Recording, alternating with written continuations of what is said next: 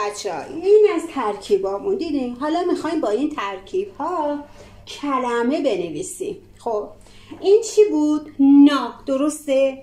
نه غیر آخر، نه آ، نه غیر آخر و آ دوم بهش میچسبه چون دنباله نه روی خط زمین است. نه آن، نه آن. صدای آخر نه، کدوم نه رو بذارم؟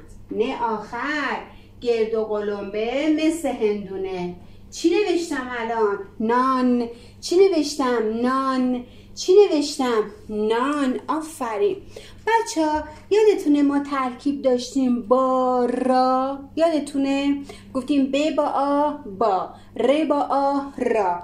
حالا همونا رو من می نویسم، بخونین. با، ب آ، را، ر آ. بخش اول با، بخش دوم را. بخش اول با، بخش دوم را. با را، با را. حالا اگر من این نه آخر رو بیام کنارش بذارم چی میشه؟ باران. آفرین. چی میشه؟ باران. نگاه کنید، باران. بخش کردیم. بخش اول با، بخش دوم ران. بخش اول با، بخش دوم ران. آفرین. باران. خب حالا کلمه بعدی که میخوام بنویسم خیلی خوبه. خب مثلا میگیم که آن مرد آمد. مامان میاد خونه میگه که کی به این گلدونای قشنگ من آب داده؟ شما میگی من. شما میگی من. خب حالا به من بگو ببینم، م با ا چی میشه؟ من میشه. حالا اگر من یه نه آخر بهش بچسبونم چون دنباله نه روی خط زمین است، چی شد؟ من. چی شد؟ من. چی شد؟ من. بچه نگاه کنید، من م رو اینجوری نوشتم. حالا میخوام یک کلمه دیگه بنویسم اما به صورت خوشخطی، یعنی همون جوری که کتابتون نوشته، کتاب نگارش نوشته. نگاه کنید بچه ها، د و آ میگفتیم چیه؟ دا. د و آ دا. حالا اینو بخون، دا. اینو بخون، من. دا من.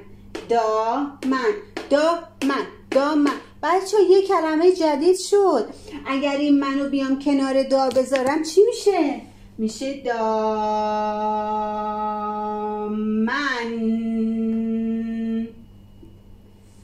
دیدیم بچه ها؟ اینم به صورت خوشخطی. دامن رو میتونیم هم اینجوری بنویسیم، هم میتونیم اینجوری بنویسیم، دامن. خب دیدیم بچه ها؟ دامن. دامن. اینم من. حالا اینو بخون، آ اول می‌نویسم، نه آخرم کنارش میذارم، چی میشه؟ آن. آفرین. آن. چی میشه؟ آن. خب بچه یه کلمه می‌نویسم. خب یه کلمه می‌نویسم ببینم میتونین بخونین یا نه. مال درس ر بود. دارد. درسته؟ این دارده. خب بابا اسب دارد. مادر درس دارد.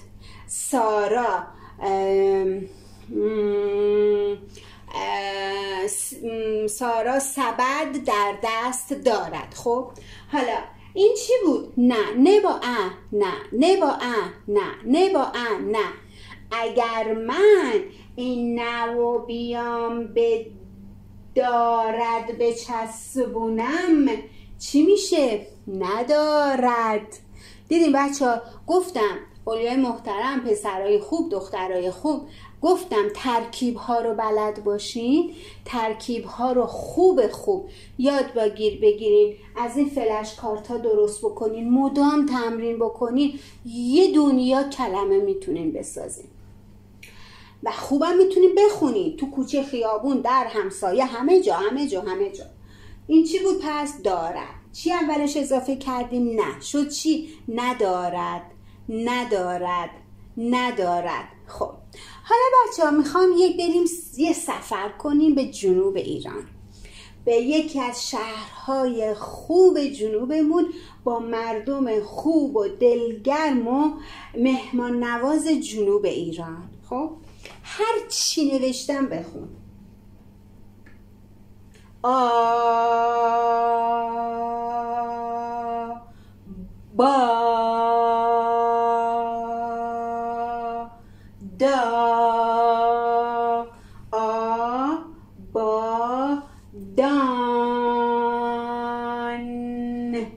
چی نوشتم؟